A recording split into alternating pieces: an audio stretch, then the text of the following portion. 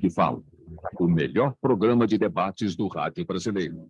Gente que Fala tem texto e direção geral do jornalista Fausto Camunho. Gente que Fala reúne de segunda a sexta-feira formadores de opinião para discutir as principais notícias do dia.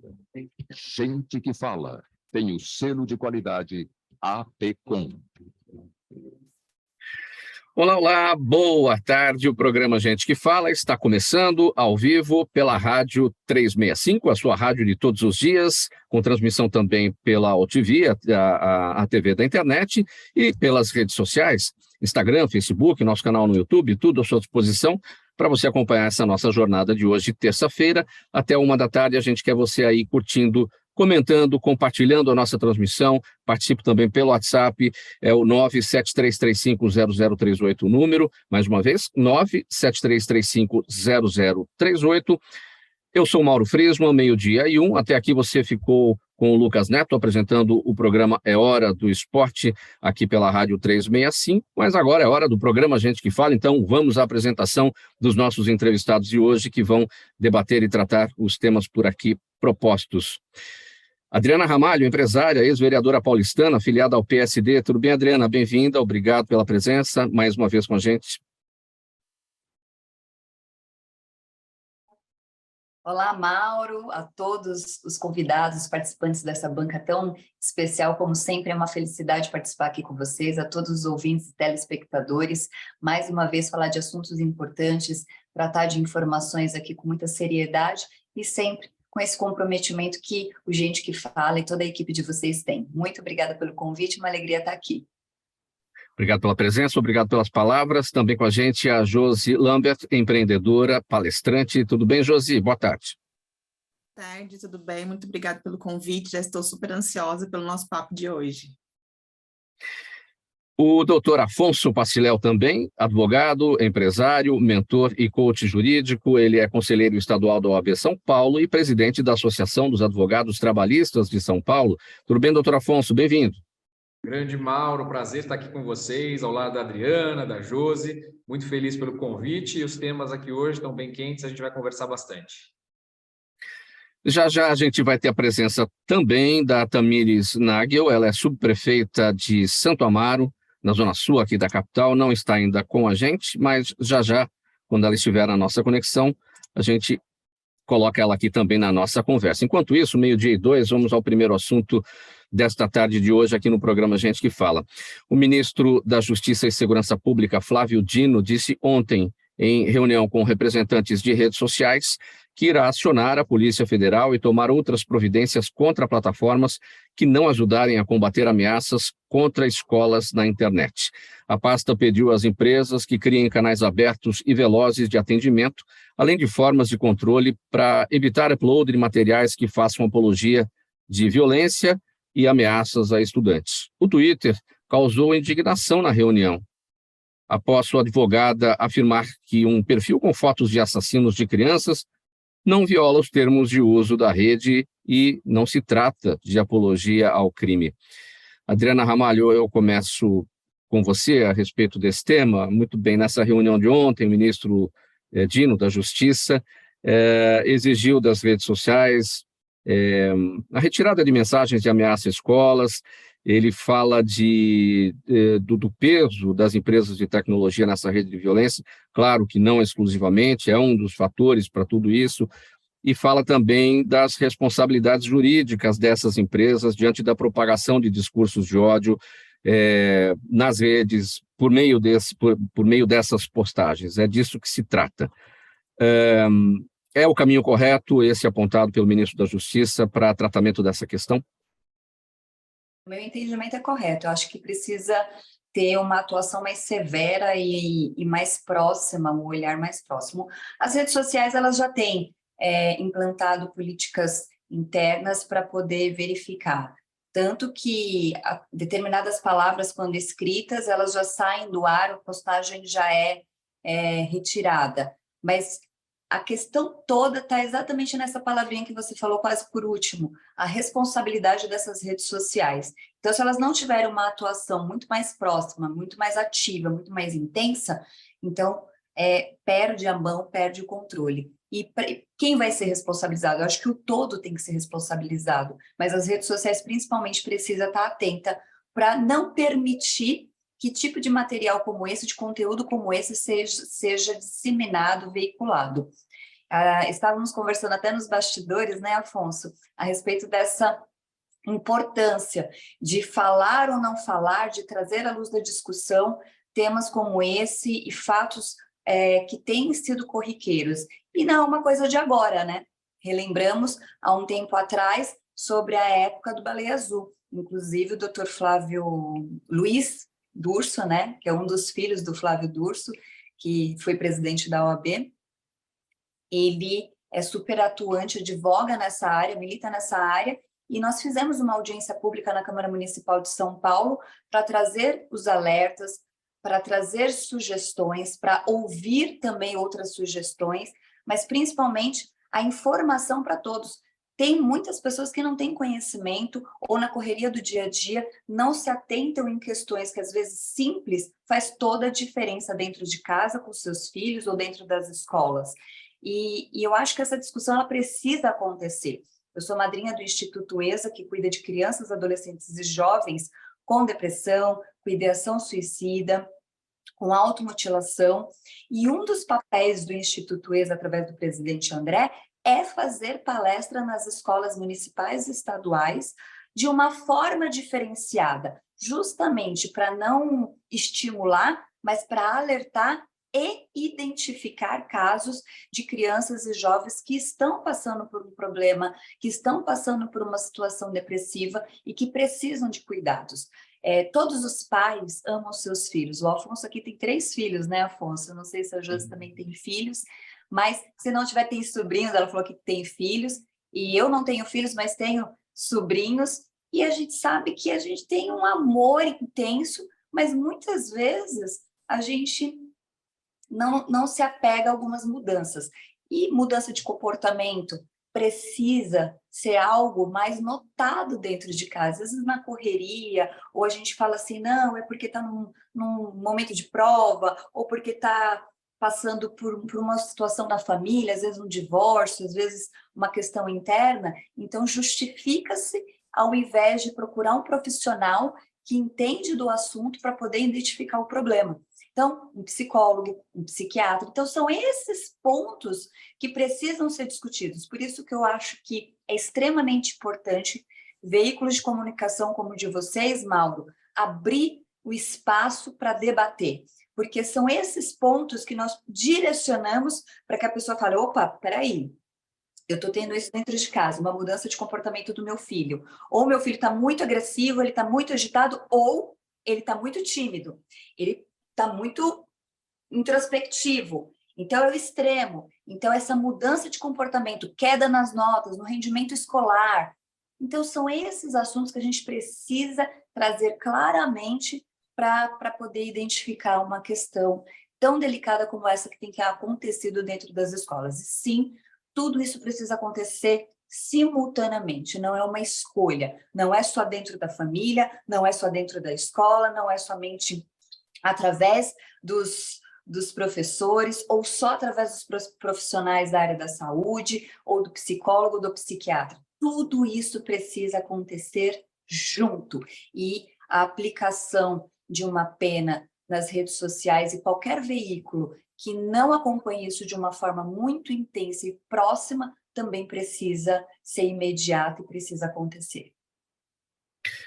Doutor Afonso Paciléu, para pegar um outro viés aqui dessa nossa conversa, essa reflexão que a gente fazia antes de entrar no ar, né, nos bastidores, a sua preocupação é muito válida em relação ao efeito contágio, toda vez que se toca no assunto, né, a preocupação com como é que isso pode avançar nesse aspecto do efeito contágio. Mas é importante a gente agir sempre na questão da prevenção. Quando do episódio da semana passada em Blumenau, nós falamos aqui sobre o que tinha ocorrido, mas sem os detalhes.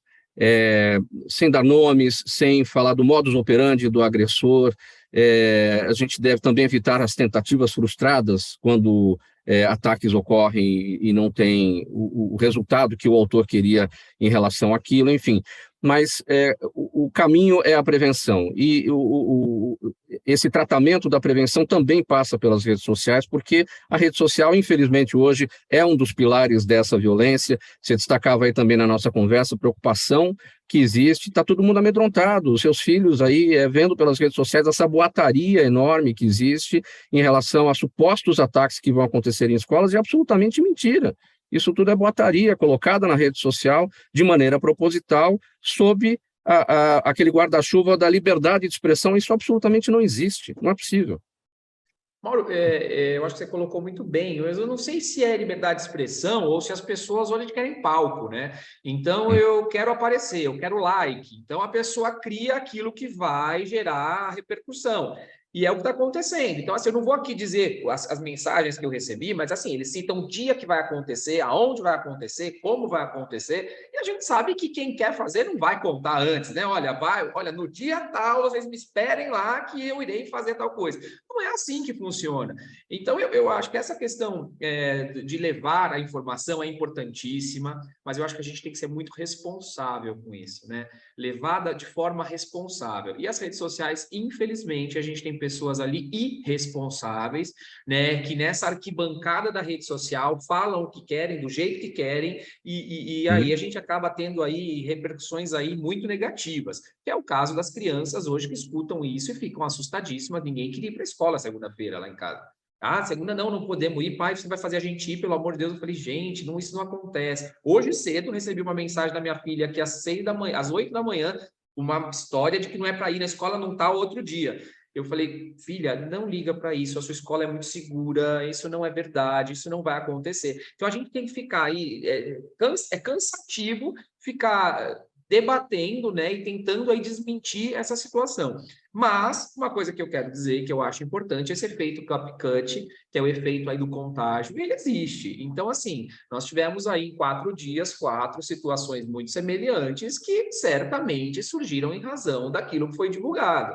Né? E a divulgação do primeiro caso, que foi o de Blumenau, me assustou muito da forma colocada. E eu acho que a Adriana vai compreender o que eu estou querendo dizer. Né? Citaram o agressor como sendo... Eu não sei, usaram palavras muito agressivas a ele, o cara que fez o atentado, eu não sei qual foi a palavra exata, agora me fugiu. Mas a gente também precisa estudar o que acontece, o quanto esta pessoa que cometeu isso sofreu, né?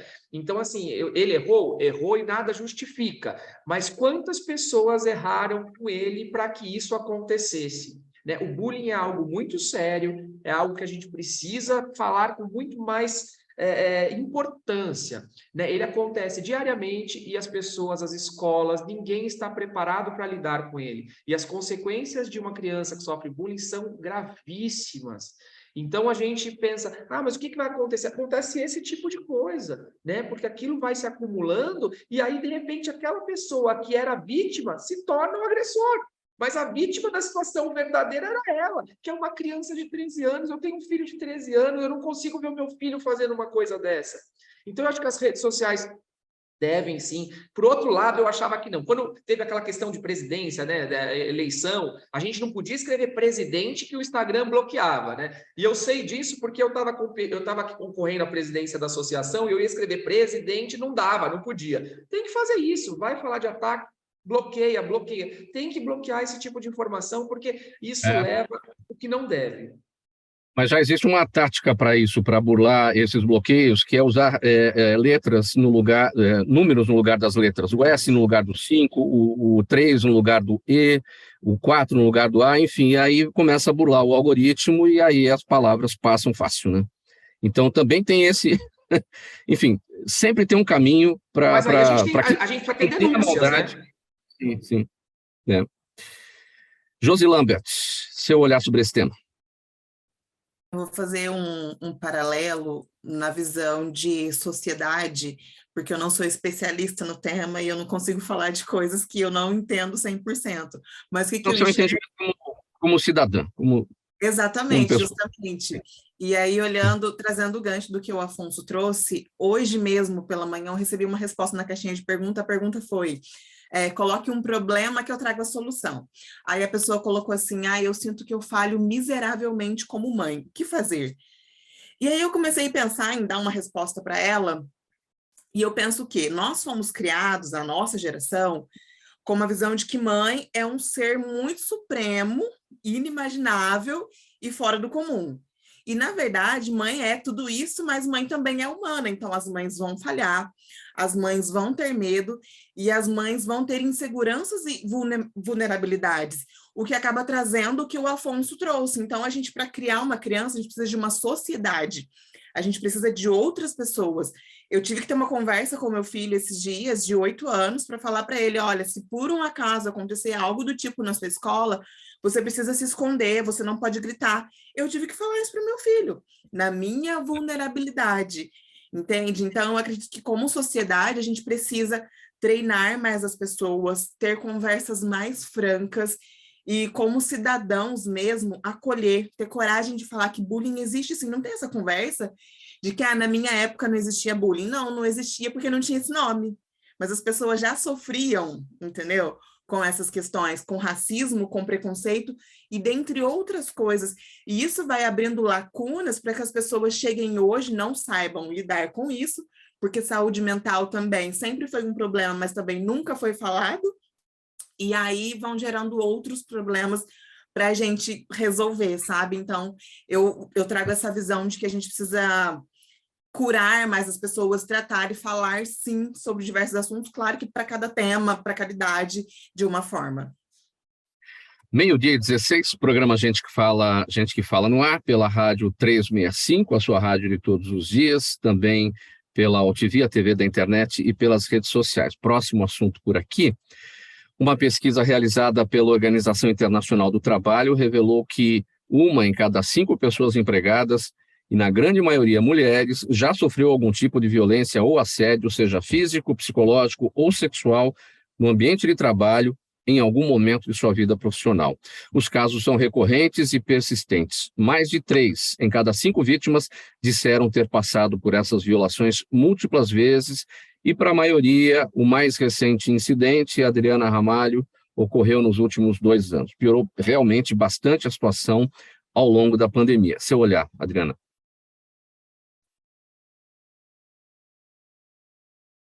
Sim, Mauro. E nós estamos, quando nós falamos sobre a questão da mulher, no ambiente de trabalho, na área da educação, no empoderamento feminino como um todo, no combate à violência, ainda nós temos, sabe, determinadas falas que causam muito impacto. Eu ainda escutei essa semana, né, mais precisamente semana passada, na quarta-feira passada, uma pessoa falar que ela acha um absurdo ter a lei do feminicídio, que homicídio é homicídio, tem que cumprir o que está previsto no Código Penal, na tipificação, cumprir a tipificação, e não entende que é a questão que a gente luta para ter espaço, para ter oportunidade de expressar o que a gente pensa e ser respeitada como um tal, e aí fala, nossa, mas uma coisa tão básica, prevista na Constituição, mas a gente sabe que na prática não é assim. Sim. Não é dessa forma como funciona, né? Nascemos todos iguais conforme as suas desigualdades. Não é assim. Então, a gente tem ainda muito que avançar. E no ambiente de trabalho, principalmente, a gente ainda tem uma questão muito forte na questão das pessoas confundirem equiparação salarial com equidade, com respeito. Então, a gente às vezes tem um homem e uma mulher na mesma função, com a mesma carga horária, né, doutor Afonso? Né, que é da área, né? A gente ainda tem ali, né, os mesmos critérios e atributos, mas que ganham discrepantemente diferente. Aí precisa aquela mulher, né, entrar com uma ação judicial, com um pleito, para que ela ganhe igual aquele homem. Ainda existe isso. Né? Eu tenho a doutora Alessandra, que é uma amiga minha, que ela especificamente decidiu trabalhar na área trabalhista defendendo mulheres e na área criminal defendendo as mulheres vítimas de violência, ou seja, ela advoga especificamente para mulheres. Então, eu converso com ela e escuto os maiores absurdos. E a questão do assédio é um deles. Dentro do ambiente de trabalho, todo tipo de assédio, né? Do chefe, do superior, do colega de trabalho, e aquela questão ainda que a mulher, tem mulheres que ainda se sentem inseguras de falar, Mauro, de denunciar. E a gente tem Como é um ponto que... Desculpa, Adriana, como é que esse tema entra nas suas palestras? Porque você tem pelo menos 2 vias para poder fazer esse tipo de abordagem. Primeiro, como empresária, ou seja, falar do assédio no ambiente de trabalho, e também como política, a violência política contra mulheres. Porque você foi vereadora aqui em São Paulo, tem uma vivência na política há muitos anos e certamente já se deparou bastante com isso na política também. A gente já teve várias situações. Eu já tive situações em que eu tive que trabalhar com a RH e com o administrativo para empoderar as mulheres, nesse sentido da segurança. Sabe, Afonso? Sabe, Josi? A Tamires, que agora acabou de entrar. Tamires, maravilhosa. Amo a Janaína Lima, nossa vereadora de São Paulo, minha amiga, mulher empoderada, que defende a primeira infância. E nós já tivemos um nicho de meses para trabalhar especificamente isso, sabe?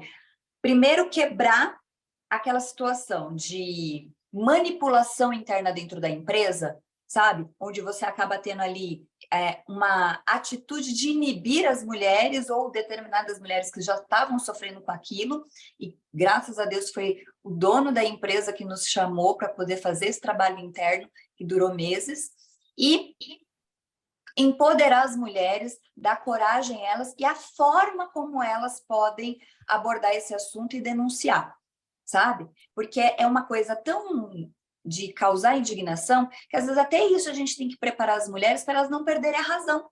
Porque se não chega a um determinado momento, a situação dentro da empresa fica tão constrangedora e tão manipuladora que eles criam uma situação onde a mulher ela sai como desacreditada, como mentirosa, como vitimista. Então, tudo isso precisa ser trabalhado. A conscientização, a informação, a questão do crime. Sim, a gente vai por essa linha da criminalização. Então, a gente usa determinadas abordagens junto com uma equipe de psicólogos que nos dá apoio para falar palavras-chave que dê um resultado positivo. Mas a questão toda, Mauro, é o raio-x. Fazer o raio-x de cada empresa. É conversar antes, tanto aqueles que nos contratam quanto aqueles que a gente faz uma parceria para identificar o que está acontecendo dentro da empresa e saber qual que é a melhor abordagem daquele determinado assunto, principalmente quando é assédio sexual e moral. E um ponto que eu não posso deixar de falar aqui, que é algo que você já sabe, né, Mauro, minha opinião, de tempos para cá, o quanto a gente tem corrido o risco de regredir naquilo que conquistamos. Né? Por exemplo, a participação da mulher na política. A gente fala sobre empreendedorismo feminino, sobre combate à violência, e nós estamos nos deparando com deputados e vereadores falando desses assuntos. Ah, eles não podem falar? Não é que eles não podem, todos podem falar sobre tudo, mas a partir do momento que eles tomam voz de determinadas pautas, eles tiram o nosso espaço. Se ele é um homem, um parlamentar que realmente apoia mulheres, então ele que chame a chefe de gabinete dele para falar do projeto de lei dele, ele que chame a assessora dele para falar sobre uma ação pontual que ele fez a favor das mulheres, ou ele chame a esposa e as filhas para poder falar do trabalho que ele realiza a favor das mulheres e dê voz às mulheres que estão no entorno dele para falar sobre pautas femininas. Outra coisa que não podemos deixar de falar, mulheres que acabam assediando outras mulheres, né? É tão difícil a gente conquistar os nossos espaços que a gente teve que desbravar, a gente teve que enfrentar, que quando a gente ocupa aquele cargo importante, aquela cadeira de comando, aquela tomada de decisão, a gente acaba se contaminando, se viciando e fazendo com outras mulheres. A questão da sororidade, ela não pode somente ser na palavra e na sua definição, ela tem que ser na prática. Então, essa conscientização, ela tem que ser constante. Quero apresentar agora aqui, 12h24, no programa Gente que Fala, a subprefeita de Santo Amaro, Tamires Nagel. Tudo bem, Tamires? É Nagel mesmo a pronúncia? Tamires, nos ouve? Problemas com a conexão da Tamires. Eu tenho a impressão que travou a imagem dela, é isso, gente? Vocês também estão vendo ela travada aí? Então é o seguinte... Então é o seguinte, deixa eu aproveitar aqui, então, esse tempo que eu tenho para ouvir a Josi a respeito desse tema que a gente tratava aqui com a Adriana, que é a questão dessa pesquisa da Organização Internacional do Trabalho, da violência, assédio, seja físico, psicológico ou sexual, no ambiente de trabalho. Bem brevemente, Josi, aí a gente já encerra aqui e vai para o intervalo. Com 14 anos de carreira, eu tenho vivido experiências nesse sentido e observado que a maior responsabilidade é da empresa. Não adianta a gente transferir as responsabilidades, falar de poder público, é a responsabilidade do poder privado. Inclusive, nós estamos hoje no momento da pejotização do trabalho, ou seja, você contrata alguém PJ, quando você poderia dar todos os direitos e traz para o PJ, porque daí você se exime desses direitos e pode até, então, como a Adriana estava dizendo, de não ter equiparação salarial, porque a pessoa vai reclamar como se ela é PJ. E ainda tem um outro fator, que isso aí é estatístico, né? Nós temos, atualmente, a liderança feminina ela está ecoando, está crescendo, mas ainda nós não chegamos num número interessante para se gloriar disso, e aí vem do poder de outras mulheres trazerem outras mulheres e não interromper. Acontece muito mansplaining e maninterrupt, que mansplaining é quando o homem quer explicar para a mulher como se faz alguma coisa que ela sabe fazer, e o maninterrupting é quando ele interrompe ela enquanto ela está falando. Isso acontece em salas de reuniões, e se a gente for trazer também um recorte racial, a gente sabe, por mais que a liderança feminina esteja crescendo, a liderança feminina com corte racial de mulheres negras ainda está bem abaixo. Então, a responsabilidade é das empresas. Não adianta falar de ESG sem trazer, de fato, o papo para a mesa e colocando lá, tem 10 lideranças, coloca 8 lideranças femininas. Então, aí a gente vai começar a falar que está dando certo. Agora sim, acho que já temos a Tamires Nagel, ela é subprefeita de Santo Amaro. Tamires, tudo bem? Boa tarde, seja bem-vindo ao programa Gente que Fala. É Nagel a pronúncia do seu sobrenome? Nagel. Nagel. Boa tarde a todos, boa tarde, Mauro, boa tarde, Adriana, boa tarde, Josi, boa tarde, Afonso, e a todos os ouvintes. Só peço desculpas aqui em relação aqui à nossa comunicação, nós estamos numa ação aqui em Santo Amaro, mas eu acho que agora já estabilizou a conexão aqui. Tá, eu só vou te pedir uma gentileza, subprefeita. Coloca o seu smartphone na horizontal, fica melhor aqui para o padrão das demais imagens dos outros participantes. Muito bom. Vamos falar aqui a respeito do trabalho da subprefeita. Ela é bacharel em Direito, administradora, coach e gestora pública. Tamires Nagel assumiu a subprefeitura de Santo Amaro agora em 16 de março. Ela promete um olhar inovador sobre a região. Foi indicada pela amiga e vereadora Janaína Lima. E a Tamires, apesar de bastante jovem, tem grande experiência na área legislativa, em ações de cidadania e no empreendedorismo, especialmente quando voltados à área social. Tamires, um tremendo desafio. Santo Amaro, vamos tratá-la como uma cidade, até porque já foi em algum momento, né, assim, depois foi incorporada a São Paulo. São 60 mil habitantes, mais de quase 16 quilômetros quadrados de extensão territorial, ou seja, é muito trabalho a ser feito. Eu destaquei aqui a sua promessa em relação a um olhar inovador. O que é um olhar inovador sobre Santo Amaro? O olhar inovador sobre Santo Amaro, a gente está tratando de não só da zeladoria em relação a todas as demandas da região. Santo Amaro é uma região extensa. Santo Amaro nós temos tanto o distrito de Santo Amaro como Campo Belo e Campo Grande. Então, assim, é como você colocou, uma cidade, né? Que já foi independente, já foi um município e hoje é um bairro de São Paulo.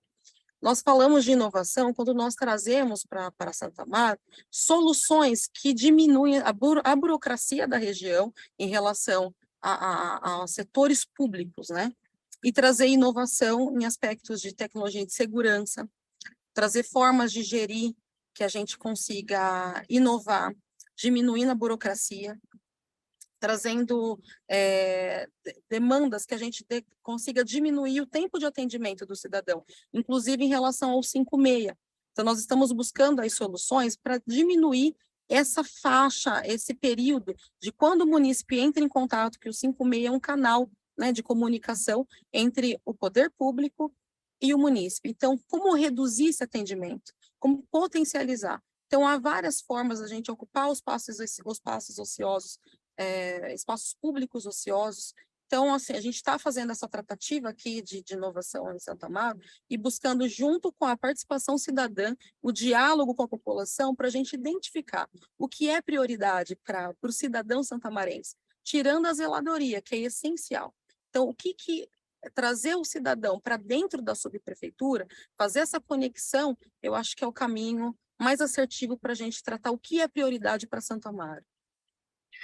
Quais são as principais demandas de Santo Amaro em relação à parte mais periférica, em relação às pessoas que vivem mais a vulnerabilidade, os equipamentos culturais que são importantes para essa população, que não conseguem sair da região, é distante das áreas mais centralizadas da cidade de São Paulo e que precisam desses equipamentos para o seu dia a dia, para o viver em Santo Amaro, né?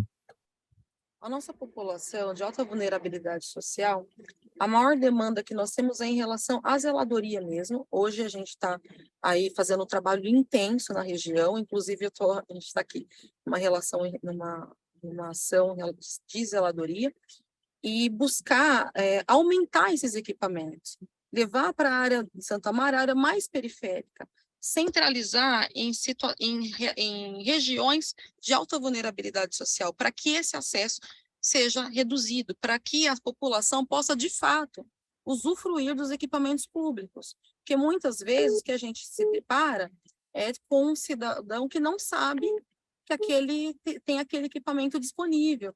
Ele não se identifica com o equipamento, não entende qual o funcionamento e também não tem o pertencimento de ocupar aquele espaço. Então, trazer e identificar, levar esses equipamentos para as áreas mais periféricas da região de Santo Amaro. Para quem está acompanhando a nossa transmissão pelas redes sociais e também pela TV, quem está com a imagem exatamente, a gente vê que você está aí numa ação dentro de um carro, né? Qual é exatamente essa ação? O que vai acontecer em Santo Amaro a partir desse trabalho da subprefeitura hoje? Hoje nós estamos numa ação de zeladoria aqui na região, aqui na Avenida Jornalista Roberto Marinho. Então, nós estamos aqui com uma equipe, um mutirão, né, união de esforços para a gente poder fazer a zeladoria urbana da Avenida da Jornalista Roberto Marinho. Sim. 12h32 agora, programa Gente que Fala, edição de terça-feira, pela Rádio 365, a sua rádio de todos os dias, também pela UTV, a TV da internet, e pelas redes sociais, Instagram, Facebook, nosso canal no YouTube, tudo à sua disposição para essa nossa transmissão aqui hoje. Vamos passar aqui para o nosso próximo tema, que é o seguinte, Josi, vamos contar. Olha, após ser vítima de racismo em várias entrevistas de emprego, você decidiu criar há 14 anos a sua própria agência de recursos humanos e hoje faz palestras para quem busca equilibrar sua vida pessoal e profissional. Você é mãe de 4 filhos, foi demitida por justa causa por ter que se afastar do trabalho na gestação do 3º filho e hoje dá dicas para mulheres evitarem passar por situações parecidas como essa que você passou. Entre uma coisa e outra, ainda encontrou um tempo para lançar o seu livro Confrontar para Confortar e também o podcast ConfrontaCast. Quero pegar aqui pelo meio da nota, aqui, quando eu destaquei que você foi demitida por justa causa por ter que se afastar do trabalho na gestação do seu 3º filho. Que absurdo. Conte para a gente isso. Pois é.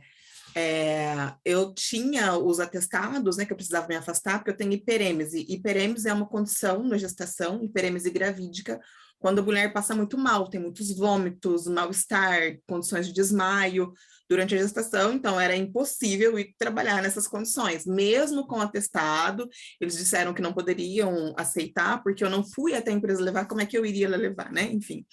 E aí eles deram uma justa causa e eu, sem condições, eu não fui atrás, eu sei de todos os meus direitos, né, com tanto tempo de carreira, de conhecimento, eu não fui atrás nem nada, mas sinceramente foi uma das melhores coisas que me aconteceram, porque você trabalhar num lugar tóxico assim, é melhor nem estar, porque o que a empresa teria que fazer? Ela teria que devolver o meu emprego, certo?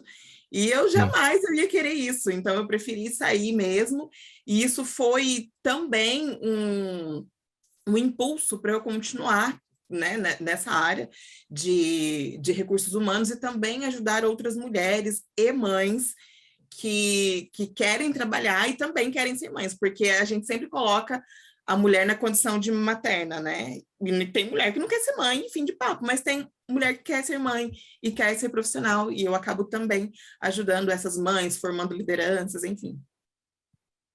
Bom, e aí nasceu há 14 anos sua própria agência de recursos humanos. Hoje você faz palestras, certamente você conta essa história aí no seu trabalho de palestra. Sim, é uma das questões que eu trabalho muito também com estrutura de empresas. Eu falo sobre negócios, mercado de trabalho, entrevistas de emprego, sempre trazendo esse recorte do que eu passei de maternidade, de racismo, de diversidade.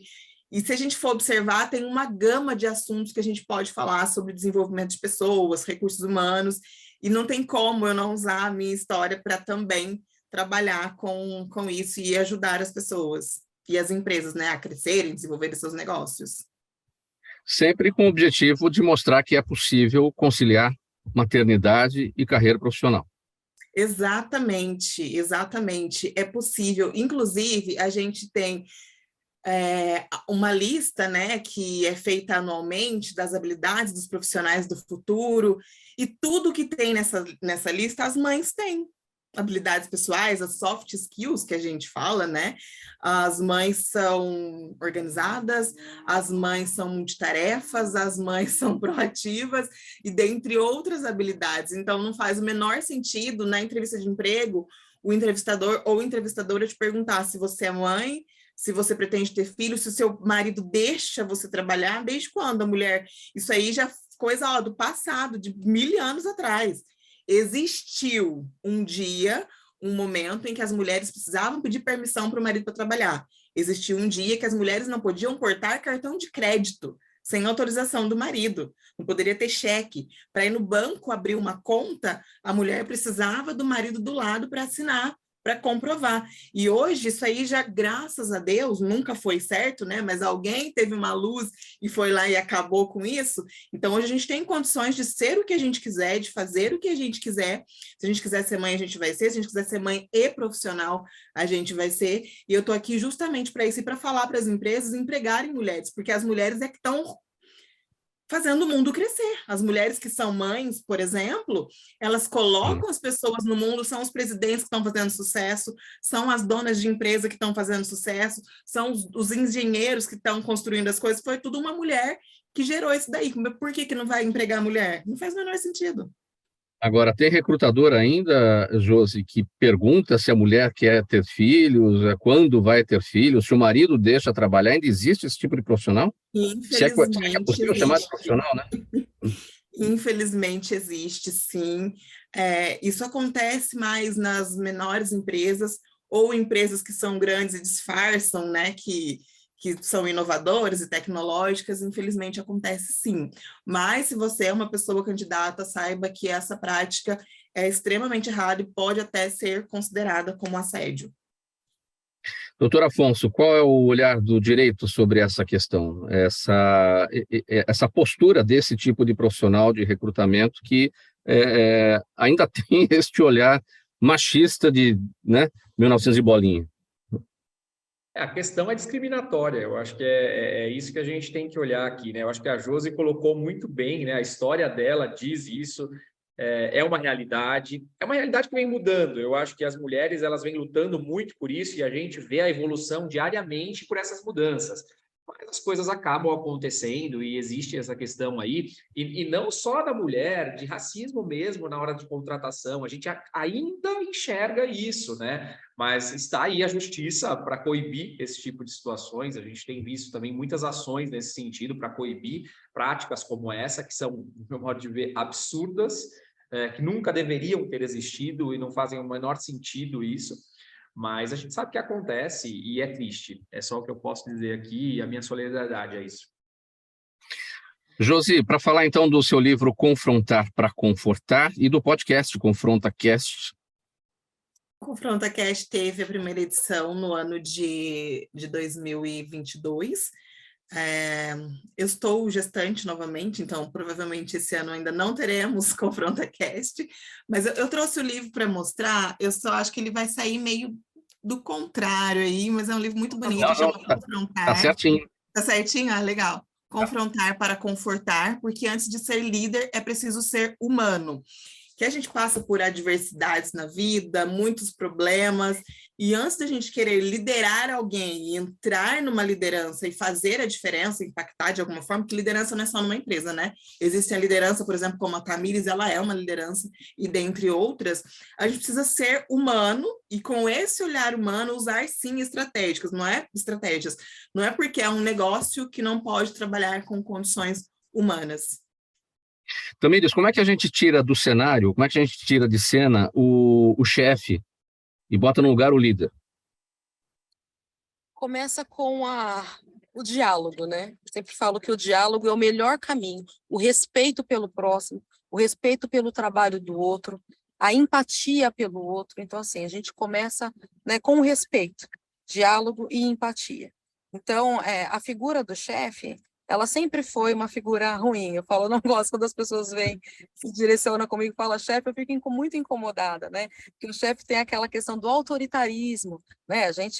O chefe, ninguém gosta do chefe, né? É muito difícil. Então eu falo, não, vamos trabalhar liderança, vamos potencializar talentos, identificar talentos, né? Porque às vezes você tem um funcionário, um colaborador que está com você, mas está ali desanimado. Como que você motiva aquele colaborador para que a gente consiga desenvolver o talento dele, potencializar o talento desse colaborador?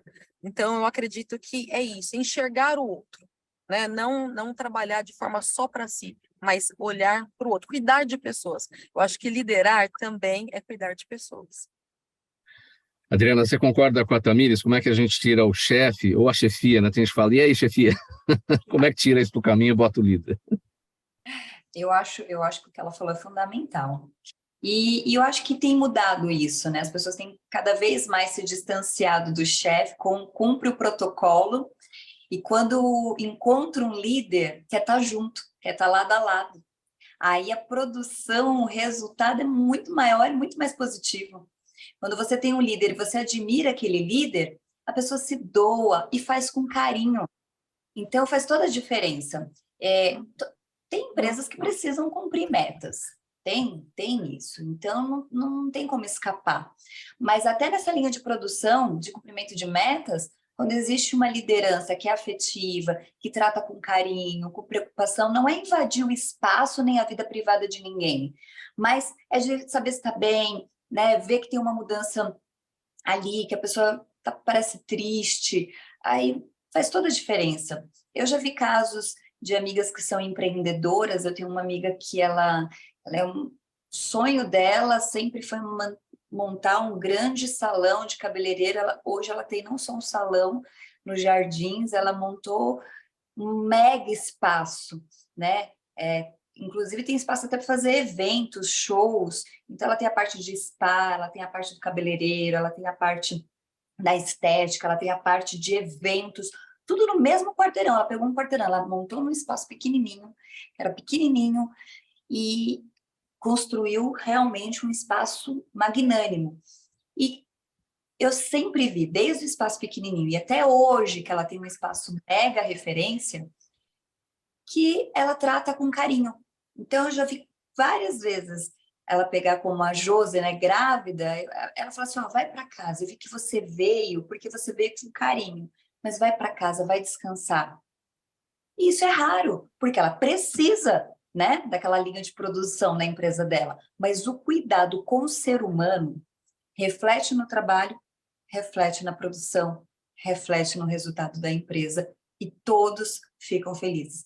E cada vez mais a gente tem tido coaches, e aqui tem alguns, que têm falado sobre isso. A tratativa no ambiente de trabalho, a forma humanizada, ela tem feito um avanço e tem sido muito mais presente. Tanto que em uma das palestras, Afonso, que a gente aplica nos canteiros de obra, a gente tem um projeto que chama Canteiro Humanizado. Ou seja, os engenheiros, o mestre de obras, os chefes responsáveis por aquela obra, tratar de forma humanizada os operários, trabalhadores da construção. Meu pai é o Ramalho da Construção, presidente do sindicato que defende os trabalhadores, e ele é um dos grandes exemplos. Não tinha café da manhã no canteiro de obra, né? O Mauro conhece um pouco dessa história. Não tinha café da manhã, não tinha EPI, não tinha um local para ele esquentar a comida, nem para onde ele podia sentar para se alimentar. E foi trabalhado ao longo desses 30 anos a dignidade dentro do canteiro. Hoje existe refeitório, banheiro, EPI e existe o café da manhã. E quando o Ramalho conseguiu implantar o café da manhã no canteiro de obra, se deparou muito com empresas que contratavam o café da manhã e já vinha pão mofado, o leite estragado, e hoje ele lutou e faz 1 ano e meio que tem o projeto Padaria na Obra, um projeto feito do sindicato profissional, sindicato patronal, Sebrae, onde montou em mais de 400 canteiros uma padaria dentro do canteiro, que o pão é feito na hora e sai quentinho para os trabalhadores. Isso é humanização, é respeito. 15:45 agora, programa Gente que Fala no ar, pela Rádio 365, a sua rádio de todos os dias, transmissão também pela OTV, a TV da internet, e pelas redes sociais, Instagram, Facebook e ainda o nosso canal no YouTube. Doutor Afonso Paciléu, vamos falar sobre o Brasil, que registra quase 1 milhão de casamentos por ano, e ao mesmo tempo 400 mil divórcios.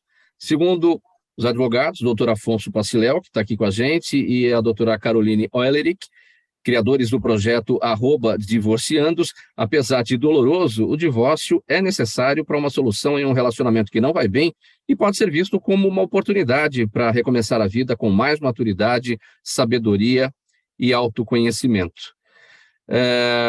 Doutor Afonso, esse número é impressionante. 60% vamos pegar aqui, né, essa relação, 1 milhão de casamentos, 40%, né? 1 milhão de casamentos e 400 mil divórcios, né? Essa relação é impressionante, hein? As pesquisas dos últimos anos mostram isso. As pessoas estão casando mais, mas ao mesmo tempo estão se divorciando mais também. O que eu acho positivo, sabe, Mauro? Eu acho que a gente aqui hoje vem falando de uma mudança de paradigmas, uma mudança da sociedade, uma mudança do perfil das mulheres. As mulheres hoje ganham aí espaço, né? E que legal isso e que bom. E aí vem o divórcio, porque quantas mulheres não ficaram presas a casamentos que não lhe faziam bem, que não eram felizes, né? A gente tem aí casamentos tóxicos, enfim. Então, esses números, por mais que nos assustam, eu acho que a gente tem que olhar eles também pelo lado positivo. Não está feliz? Não quer ficar junto? Para que eu vou levar à frente um casamento que não me deixa bem? Né? E o divórcio ele precisa ser visto também como um recomeço, como uma outra forma também de ser feliz. E aí eu e a Carol juntamos as nossas histórias, né? Eu sou advogado trabalhista, tenho meu escritório aqui há tantos anos, e aí, conversando, eu e a Carol, passamos os dois para o processo de divórcio e vimos que muitos casais erram ao se divorciar, né? E como erram?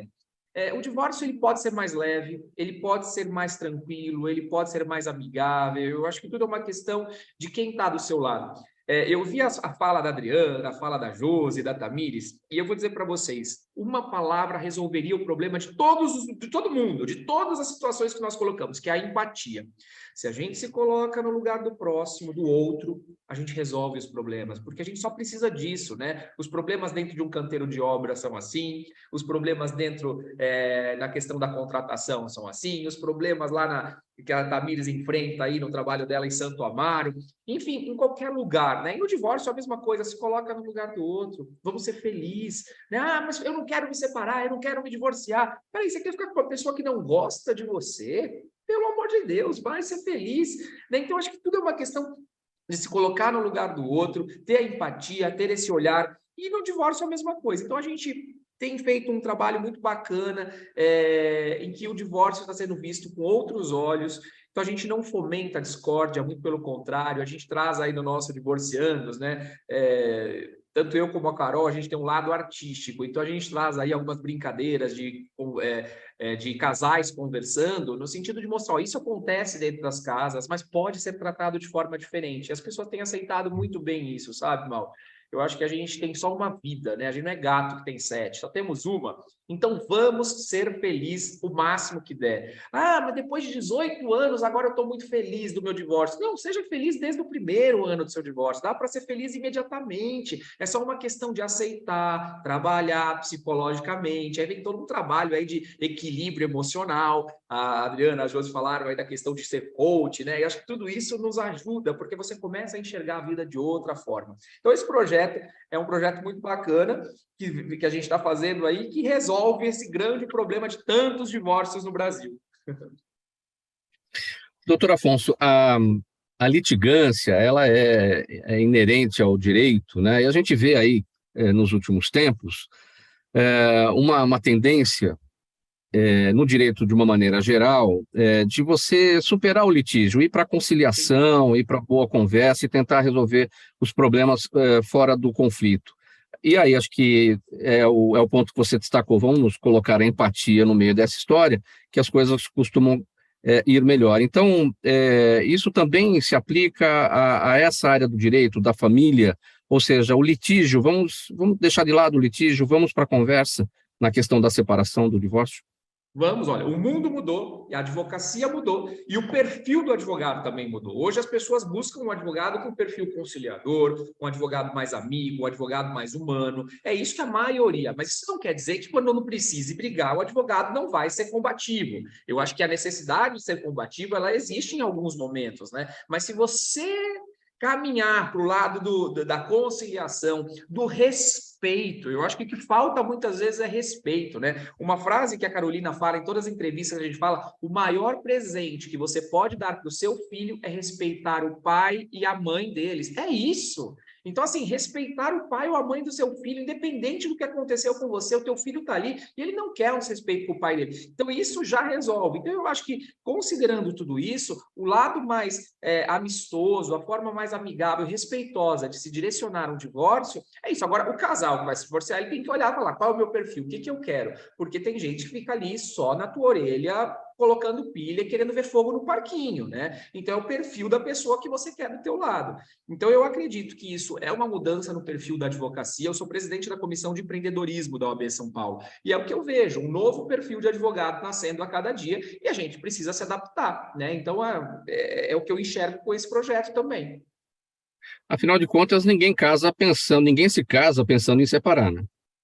Não, por exemplo, eu tive um relacionamento, meu último relacionamento foi de 19 anos. Ah, Afonso, não deu certo? Não, foi maravilhoso, foram 19 anos felizes. Eu tenho lembranças maravilhosas, até o dia que não deu certo. E as pessoas falam: não deu certo. Não, deu muito certo, até o dia que não deu certo, né?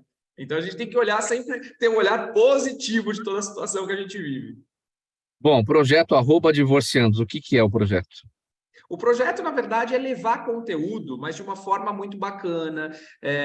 A gente leva conteúdo jurídico, né? Então, essa união do Afonso e da Carol falando do divórcio de forma leve, né? Situações, por exemplo, a gente vê muito na internet hoje, como a gente falou do primeiro, as pessoas querem o quê? Cliques, querem views. Então, acabam aí falando tudo que as pessoas querem ouvir. E eu não sou a favor de falar o que as pessoas querem ouvir, eu quero falar aquilo que as pessoas precisam ouvir. E fomentar a briga, fomentar a discórdia não faz parte do meu feitio. Então a gente leva esses temas, mas assim, peraí, para pensar, o teu ex-marido quer trocar o dia, né? Ah, o dia dele é quarta-feira para pegar as crianças, mas ele quer trocar a quinta. Devo trocar, doutor? Não, não deve trocar, você deve brigar. Não, por que não trocar? Por que não se colocar no lugar do outro?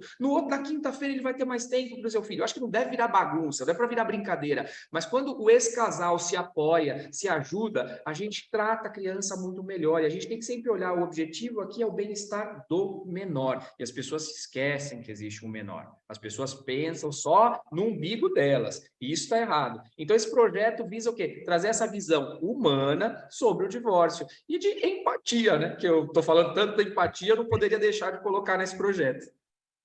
Josi, a gente pode encontrar alguma relação entre o matrimônio e o casamento, entre o funcionário e a empresa, e entre a empresa e o funcionário, evidentemente, via de mão dupla? Total, eu gosto de fazer essa relação, inclusive, e eu acredito que a maior base é trazer o que o Afonso falou, que é a empatia, estar aberto a ouvir o outro, porque nós temos um problema muito grande, natural, e aí eu trago isso no livro também, sobre confrontar para confortar. Às vezes a gente tem alguns confrontos muito pessoais e não quer admitir que ninguém chegue nesses confrontos. Então, a gente não quer ouvir a outra pessoa, a gente quer só colocar nossa opinião, nossa opinião, nossa opinião e nossa opinião. E na relação de emprego, se as coisas não forem feitas ouvindo, criando estratégias para depois pensar em solução, a gente não consegue resolver. Eu digo que pessoas são a maior fonte de inovação. Então, você pensa bem, num casamento, a pessoa pensando em inovação, pensando em melhorar, e a outra só puxando para baixo. Mesma coisa na empresa, você está lá querendo, a gente fala muito em trabalhar em equipe, né? Uma palavra muito linda, mas o quanto você está disposto a trabalhar com quem não quer trabalhar em equipe? Então, quando um não quer, dois não brigam. Eu falo muito também sobre essa relação de trabalho, de emprego. Tem muito patrão falando mal de funcionário, funcionário falando mal de patrão. Gente, vamos manter o equilíbrio, vamos cada um fazer a sua parte, buscar melhorias, falar, olha, isso aqui para mim não está legal, vamos melhorar? A mesma coisa em empresa, isso aqui para mim não está legal, vamos melhorar? É super possível, acho que a maior chave é a comunicação. Eu gosto muito dessa relação, faz bastante sentido, sabe? Trabalhar, essa relação de emprego é um casamento mesmo, só dá certo quando os dois querem e estão a fim de buscar melhorias. Então, já que existe essa relação, doutor Afonso, vamos fazer uma outra analogia aqui, porque na semana passada a gente tratou sobre um fenômeno chamado de demissão silenciosa, aquele funcionário que ele só faz o estritamente necessário, não estritamente necessário, aquilo que foi realmente determinado a ele fazer, ele não tem a proatividade para encontrar outras tarefas e colaborar melhor dentro da empresa. Enfim, ele vai buscando um processo de demissão silenciosa. No casamento também existe a demissão silenciosa, aquele que vai deixando de cumprir o seu papel, ou não é proativo na tentativa, né, de encontrar melhores caminhos para melhorar a relação. Mauro, vamos falar de relações. Qualquer relação, ela é nesse sentido, né? Sempre. A relação, em qualquer lugar que você esteja, ela tem que ter o quê? O feedback, tem que ter o diálogo, tem que ter a empatia, mais uma vez. Mas o diálogo é dizer o que não tá bom. A gente estava aqui antes de entrar no programa, eu não sei se vocês viram, mas eu falei, gente, eu estou numa reunião. Eu estava exatamente com um rapaz aqui, que a minha equipe me disse, doutor, temos que demiti-lo, não funciona mais. E aí eu chamei ele e disse, eu fui aberto, falei, olha, adoro você, eu gosto de você, mas eu vou gastar esse meu tempo aqui com você para dizer exatamente os pontos que me colocaram, porque eu quero que você mude, eu quero que você melhore, e quero que você também me diga onde nós podemos melhorar, porque é muito fácil demitir alguém ou terminar um casamento sem antes usar todo o esforço possível, né? Então, eu estava aqui naquele momento usando todo o meu esforço possível para resgatar essa relação que eu ainda acredito. Então, quando eu estou aqui falando com a pessoa, é porque eu estou o quê? Querendo ainda. E muita gente não percebe isso. A pessoa acha que quando você está falando é porque você está querendo prejudicá-la. Não, você está querendo o quê? Fazer com que as coisas mudem. E eu acho que a relação do casamento, a relação do emprego, a relação de negócios, seja ela qual for, precisa ter diálogo o tempo todo e sempre. Não é fácil uma vez, vou fazer daqui 3 meses. Não, é sempre. É o tempo todo. Percebeu a pessoa cabisbaixa, fulano está triste, não está igual? Chama para conversar. Vai tomar um café, conversa. É assim. Pessoal, faltando 3 minutos para 1h da tarde, o tempo do Gente que Fala se esgotando, então vamos para as despedidas de cada um. Afonso está com a palavra, 10 segundos para sua mensagem final, Afonso. Mauro, é maravilhoso estar aqui no Gente que Fala, é sempre muito bom estar ao seu lado, dessas pessoas, uma mais maravilhosa que a outra. Obrigado, Josi, Tamires, Adriana, foi um prazer e espero um novo convite. Muito obrigado. Adriana, 10 segundos. Mais uma vez eu agradeço a você, Mauro Azemido, Fausto Camunho, Pedro, toda a equipe do Gente que Fala. Amei participar da banca de hoje, sempre é muito bom, mas hoje eu achei muito propositivo, muito especial. O Afonso brilhante, a Josi, amei sua história, amei suas colocações. Tamires, parabéns pelo trabalho que você está realizando. Eu sei que você, sendo do time Janaína Lima, vai ser dedicação e perfeição constante, porque eu sei que aquela menina é top. Então, para mim é uma alegria estar sempre com vocês. É sempre válido e é muito bom. Obrigada pelo convite. Obrigado, Adriana Ramalho. Josi Lamberti, sua palavra final, 10 segundos. Muito obrigada, foi maravilhoso investir meu tempo aqui, eu aprendi muito com vocês, a gente vem sempre pensando em contribuir, a gente sai assim, super cheia de coisas novas, adorei trocar com vocês, eu não posso deixar de falar para vocês adquirirem meu livro, Confrontar para Confortar, tá? Na Amazon, e me sigam nas redes sociais, que é @josilambert.com.br. Obrigada. Nas melhores livrarias do Brasil. E agora a despedida da Tamires Nagel. Muito obrigada, Mauro. Obrigada a toda a equipe do programa Gente que Fala. Obrigada, Adriana. Obrigada, Afonso. Obrigada, Josi. E parabéns a todos vocês pelo trabalho. Muito obrigada pelo espaço. Obrigada pelo convite. E também acompanhem lá toda a gestão que nós estamos fazendo aqui em Santo Amaro, as ações de zeladoria, pelo nosso Instagram, @subsantoamaro. Obrigado pela presença de vocês nessa edição aqui do programa Gente que Fala de terça-feira. O agradecimento de toda a equipe do programa Gente que Fala, Tamires Nagel, subprefeito de Santo Amaro, Adriana Ramalho, ex-vereadora paulistana, empresária, Josi Lambert, empreendedora e palestrante, doutor Afonso Paciléu, advogado, empresário, mentor, coach jurídico, conselheiro estadual da OAB São Paulo e presidente da Associação dos Advogados Trabalhistas de São Paulo. Programa Gente que Fala, a realização da ABCom, apresentação minha, Mauro Friesman, pauta e redação do Pedro Esquiavon, Zenilda Salvato, nossa diretora de produção, jornalista Fausto Camunha, nosso diretor-geral, você aí do outro lado, ouvinte, espectador, a razão da nossa presença aqui todos os dias. Na sequência da programação da Rádio 365, a sua rádio de todos os dias, vem aí o Lucas Neto apresentando o programa O Melhor para a Melhor Idade, 1h em ponto. A gente se vê amanhã a partir do meio-dia ao vivo por aqui. Um abraço a todos, tchau.